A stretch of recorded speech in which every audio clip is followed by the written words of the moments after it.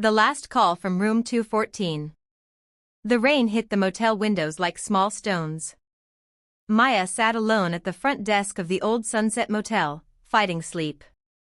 It was 2:14 a.m. Then the phone rang. She jumped. Sunset Motel, this is Maya speaking. For a few seconds, only heavy breathing answered. Hello? A weak woman's voice whispered. Please, help me. Maya sat up straight. Ma'am? What room are you in? Room 214. The voice cracked like she was crying. He's here, please hurry. Maya stood fast. Who's there?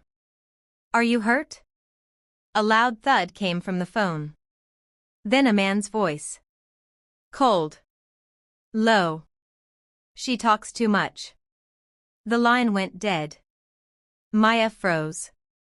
Her hands shook. No, no, no. She grabbed the master key and called the owner. Frank. Someone's in trouble in room 214. Old Frank answered half asleep. 214? Maya, nobody's been in that room for months. What? It's locked. Empty. Don't go there alone. But Maya was already running.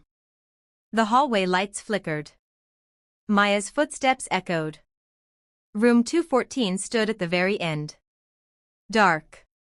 Silent. She reached the door. Her hand trembled as she unlocked it. Click. The door slowly opened. Hello? I'm from the front desk. No answer. The room smelled old. Dust and something worse. Her flashlight moved across broken furniture, torn curtains, dark stains on the carpet. Then, her light hit the wall. Words scratched deep into it. He never left. Maya stepped back. No. Suddenly, the bathroom door creaked open. A woman stood there. Pale. Wet hair hanging over her face. Her motel gown was covered in blood. Maya gasped. Oh my God. The woman looked up slowly. Her eyes were full of tears. He killed me here. Maya couldn't breathe. You called me. The woman nodded. 3 years ago. Nobody came. Maya whispered, who did this? The woman lifted a shaking finger, pointing behind Maya. Maya turned. Frank stood in the doorway, holding a hammer. His face was empty. I told you not to come up here. Maya backed away. Frank, what is this? He stepped inside and locked the door. She was a guest. She asked too many questions. The ghost woman cried softly. Frank sighed. She found out I was using the motel to hide stolen money. She threatened to call the police. Maya's voice broke. So you killed her?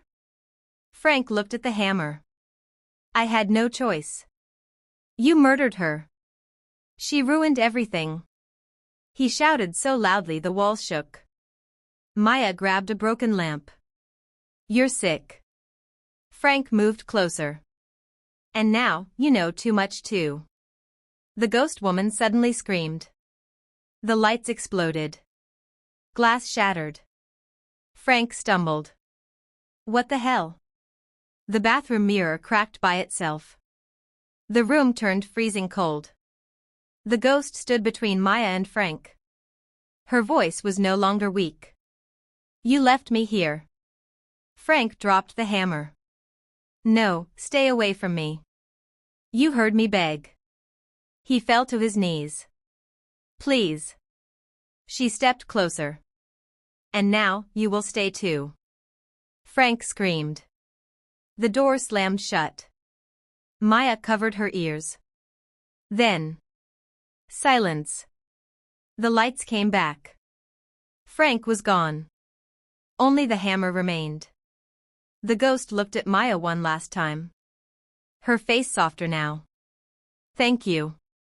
Then she vanished. Like mist. Gone. Forever. Police cars filled the parking lot. Maya sat outside wrapped in a blanket. An officer spoke gently. We found evidence. Frank was connected to several missing persons cases. Maya stared at room 214. What happens now? The officer sighed. Some truths stay buried too long. Maya whispered, not anymore. She looked at the sunrise. And for the first time, room 214 felt quiet. Finally quiet. Some people cry for help, but nobody listens until it is too late. How many voices are still trapped in silence? How many doors stay closed because people are too afraid to open them? If you were Maya, would you have opened room 214? Or would you have walked away?